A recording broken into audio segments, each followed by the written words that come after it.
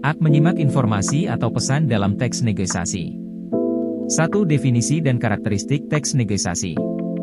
Teks negosiasi merupakan teks yang menggambarkan aktivitas tawar-menawar yang dilakukan kedua belah pihak, lebih A. Melibatkan dua pihak atau lebih. Negosiasi terjadi karena terdapat paling sedikit dua pihak yang memiliki tujuan berbeda sehingga harus dilakukan perundingan demi mencapai penyelesaian yang menguntungkan. B. Menghasilkan kesepakatan yang menguntungkan kedua belah pihak. Diperoleh berdasarkan tawar-menawar yang telah dilakukan kedua belah pihak C. Menjadi sarana menemukan penyelesaian masalah atau mencari jalan sendiri. Negosiasi menjadi hal yang penting untuk menyelesaikan permasalahan yang dihadapi. D. Mengarah pada tujuan praktis. Tawar-menawar negosiasi mengarah pada tercapainya tujuan bersama yang saling menguntungkan. E. Mengutamakan kepentingan bersama. Tidak hanya menguntungkan salah satu pihak, tetapi semua pihak yang terlibat memiliki keterkaitan dengan rencana yang belum terjadi. F. Dilakukan untuk menyelesaikan sebuah persoalan, contohnya ketika seorang pengusaha roti akan menentukan pihak penyedia bahan baku, dia akan melakukan tawar-menawar dengan calon penyedia bahan baku tersebut. 2. Bentuk penyajian teks negosiasi. Penyajian teks negosiasi yang sering digunakan adalah bentuk dialog dan bentuk cerita pendek, contohnya teks negosiasi bentuk dialog, dan teks negosiasi bentuk cerpen. 3. Struktur teks negosiasi. Struktur teks negosiasi adalah sebagai berikut. A. Orientasi. Bagian orientasi atau pembuka berupa salam dan sapaan.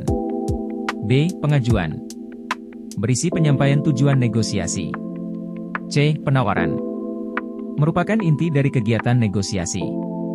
D. Persetujuan. Berisi kesepakatan yang dicapai kedua belah pihak.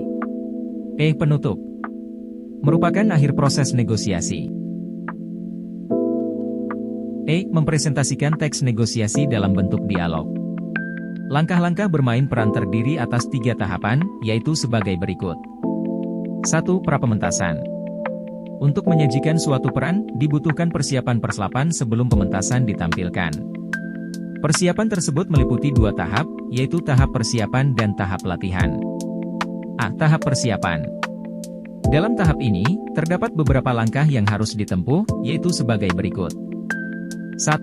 Memilih naskah. Proses pemilihan naskah yang akan dipentaskan harus mempertimbangkan baik tidaknya tema, plot, struktur, dan lain-lain. 2. Memilih pemain. Pemain yang akan dipilih harus mampu memerankan tokoh yang dipercayakan kepadanya. 3. Mempelajari naskah. Tujuan dari kegiatan mempelajari naskah adalah agar pemeran dapat mengenal tema, konflik, dan klimaks yang terdapat dalam naskah yang akan dipentaskan. Tahap latihan. 1. Latihan membaca, memahami hubungan antar pemain, konflik, dan klimaks dalam naskah. 2. Latihan blocking, menentukan gerak dan posisi pemain agar sesuai dengan adegan. 3. Latihan karya, menghafal teks dan gerakan agar karakter terlihat alami. 4. Latihan pelicin, mendalami emosi tokoh yang diperankan. 5. Latihan umum, simulasi akhir sebelum pementasan agar pemain siap tampil di depan penonton. 2. Pementasan adalah tahap akhir dari latihan, di mana pemain menampilkan cerita secara alami dan meyakinkan tanpa berlebihan. 3. Pasca pementasan dilakukan evaluasi terhadap gerak tubuh, intonasi, vokal, dan ekspresi, serta diberikan saran dan kritik untuk perbaikan. Kesimpulan. Bab 4 membahas pentingnya negosiasi dalam dunia kerja sebagai proses tawar-menawar untuk mencapai kesepakatan yang saling menguntungkan. Pembelajaran ini menekankan penyimakan kritis, evaluasi isi, serta pemahaman kaidah kebahasaan dalam teks negosiasi. Selain itu, latihan dan praktik negosiasi melalui dialog kreatif membantu meningkatkan keterampilan komunikasi dan pemecahan masalah secara efektif. Terima kasih.